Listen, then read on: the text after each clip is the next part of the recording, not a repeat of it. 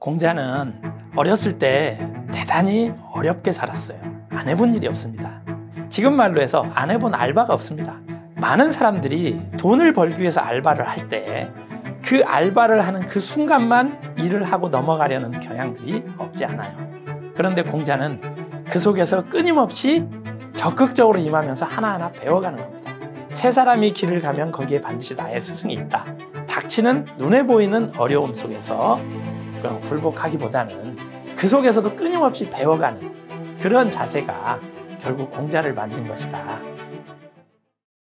공자는 실제 많은 좌절을 겪기도 합니다. 어렸을 때 대단히 어렵게 살았어요. 나이 3살에 아버님 돌아가시고 안 해본 일이 없습니다. 논어에 보면 이런 구절이 있어요. 내가 타고나기를 다른 사람들은 공자가 아는 것도 많고 할 줄 아는 것도 많다 보니까 성인으로 태어나셔서 그렇게 할 수 있는 재주가 참 많다라는 평가를 하는 사람이 있어요. 그러자 공자가 그 얘기를 합니다. 성인이라고 해서 할 줄 알고 재주가 많은 게 아니다. 나는 어렸을 때 아주 가난하게 살았다. 그렇기 때문에 할 줄 아는 게 많다. 이 얘기를 합니다. 어려움을 많이 겪다 보니까 그 속에서 지금 말로 해서 안 해본 알바가 없습니다. 온갖 일을 다 하는 겁니다. 그런데 많은 사람들이 돈을 벌기 위해서 알바를 할 때 그 알바를 하는 그 순간만 일을 하고 넘어가려는 경향들이 없지 않아요. 그런데 공자는 그 속에서 끊임없이 적극적으로 임하면서 하나하나 배워가는 겁니다. 그러다 보니까 어렸을 때 가난하게 살았다는 것이 할 줄 아는 재능이 많은 걸로 발전해 가는 겁니다.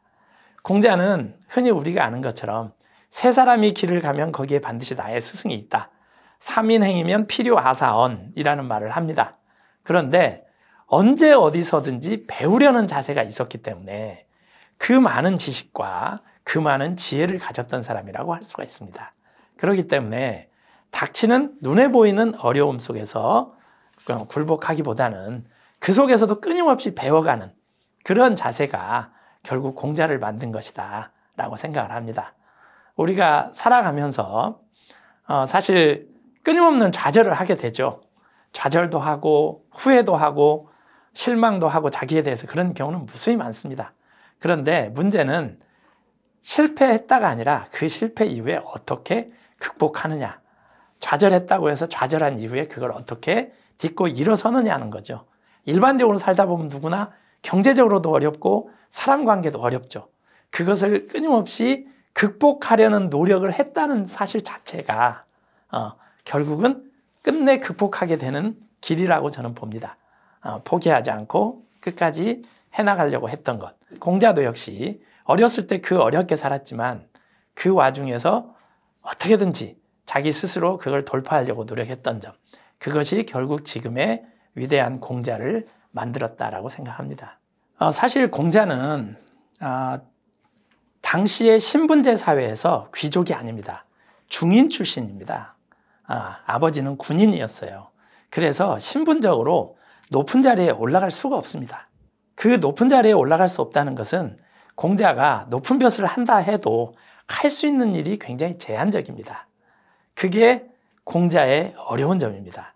공자가 궁극적으로는 세상을 다스리는 리더가 돼야 함에도 불구하고 최고의 리더의 자리에는 올라갈 수 없는 이미 한계를 가지고 있습니다. 그 속에서도 공자는 끊임없이 국가의 발전을 위한 노력을 많이 합니다. 제나라와의 외교 관계에서 공자의 모국인 노나라보다 훨씬 강대국이었던 제나라가 노나라를 집어삼키려는 야욕을 가지고 있었는데 그것을 외교 관계를 통해서 제나라의 의지를 꺾는 일도 합니다. 그래서 굉장히 중요한 일도 합니다. 그런데 끝내는 공자가 실권을 가지고 있었던 최고의 권력자가 아니기 때문에 최종적인 결정은 결국은 군주와 귀족들이 하게 됩니다. 거기서 공자는 좌절을 겪지 않을 수가 없습니다. 그래서 공자는 우리가 잘 알고 있는 천하를 떠돌아다녔다고 하는 시기를 겪게 됩니다. 공자는 나이 55세부터 69세까지 15년 가까운 시간, 그 기간 동안 중국 전역을 떠돌아다닙니다. 이 기간은 공자가 벼슬을 구걸했던 기간이 아니고 자기를 알아주는 군주를 만나서 자기가 생각하는 이상적인 국가를, 이상적인 세상을 만들려고 노력했던 시기입니다. 즉 자기가 있었던 모국에서의 좌절을 모국에서 끝나는 게 아니라 세상 속에서 어떻게 이걸 실현할 것인가를 끊임없이 추구했던 거죠. 그것이 공자의 위대함입니다. 그 속에서 공자는 당시에 이미 유명했습니다. 그래서 15년을 다니지만 위나라에서 거의 6년을 있었고 진나라와 채나라 사이에서 4년 가까이 있으면서 여러 사람들을 많이 만납니다. 그러나 끝내 당시의 제후들이 공자에게 높은 벼슬을 주거나 재상을 주지는 않습니다. 공자를 객으로서의 높은 지위, 손님으로서의 객경이라는 지위로서 대우는 하지만 끝내 벼슬을 주지는 않습니다. 대신 공자의 제자들은 대부분 높은 벼슬을 다 합니다. 공자가 훌륭했기 때문에 저 훌륭한 선생님에게서 배운 제자들이 얼마나 뛰어나겠는가, 이런 생각들이 당시에 작용을 한 거라고 볼 수 있습니다.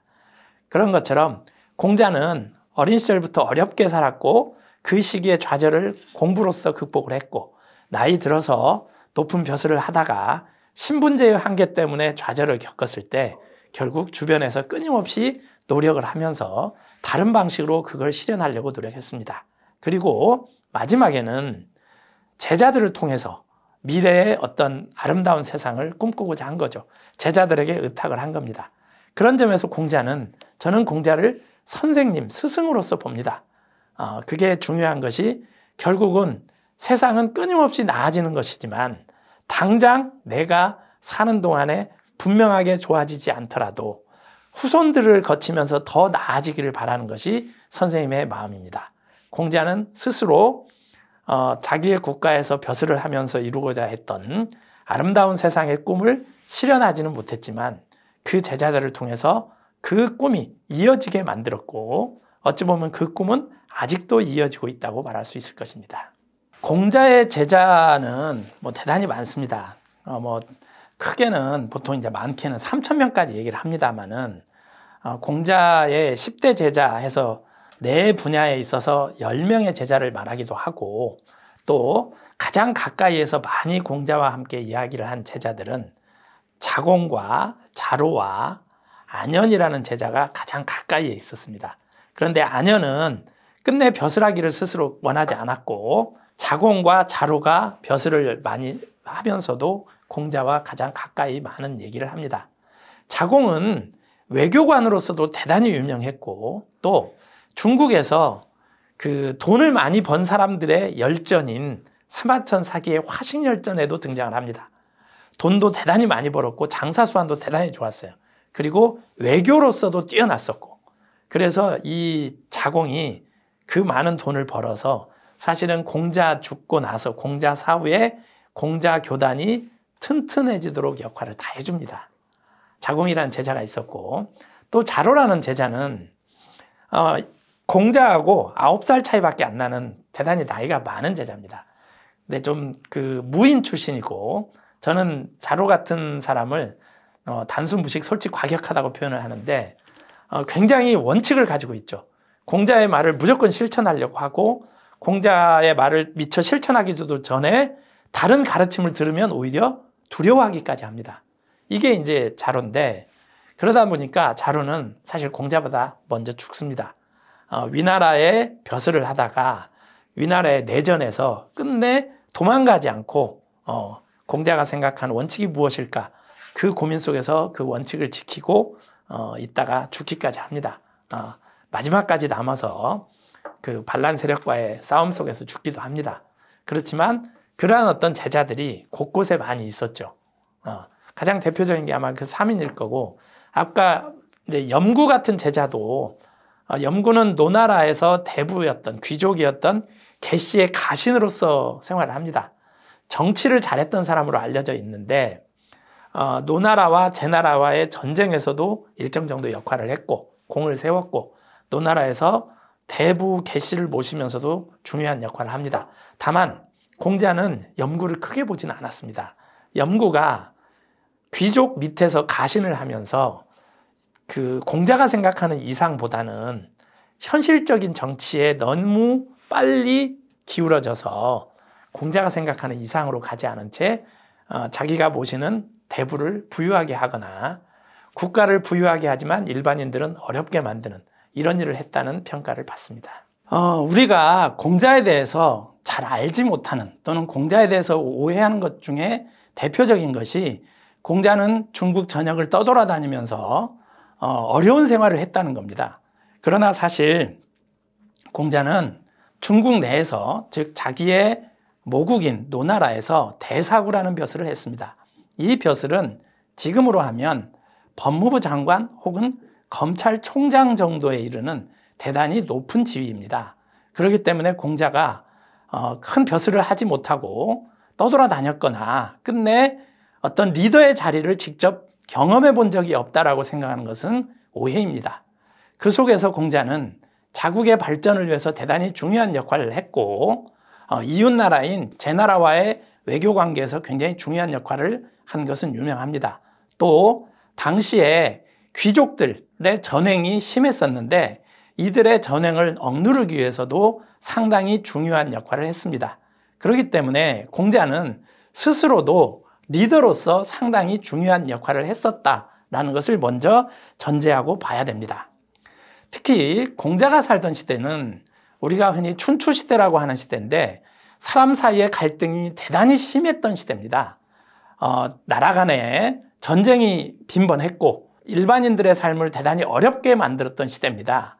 이 사이에서 공자는 서로 간의 차이를 인정하면서 함께 살아가야 한다라는 화이부동이라는 것을 주장을 합니다. 이게 공자의 대단히 중요한 비전입니다. 그런 어떤 서로 함께 살기라는 것을 전제로 해서 세상을 어떻게 아름답고 모두가 함께 사는 세상을 만들까라는 것을 전제로 끊임없이 노력을 했습니다. 우리가 흔히 리더십을 얘기하면 여러 가지 항목들을 얘기하지만 저는 비전을 가져야 되고 또 끊임없는 소통을 해나가야 되고 그 속에서 실행을 할 수 있는 힘을 가져야 된다라는 실행력 3가지를 얘기합니다. 공자는 스스로도 방금 말씀드린 화이부동, 모두가 서로 차이를 인정하면서도 함께 사는 화이부동에 입각해서 함께 사는 아름다운 삶을 비전으로 택했고 끊임없이 사람들과 대화하고 타인을 알아가는 소통을 해나갔으며 스스로 끊임없이 자기가 생각하는 이상을 실현하기 위해서 노력했습니다. 15년 가까운 천하를 떠돌아다녔던 중국 전역을 돌아다녔던 시기 역시 자기가 생각하는 꿈 이상을 실행하기 위해서 끊임없이 사람들을 만나고 설득하는 과정이었다라고 볼 수 있을 것입니다. 대단히 쉬운 우리말로 되어 있습니다.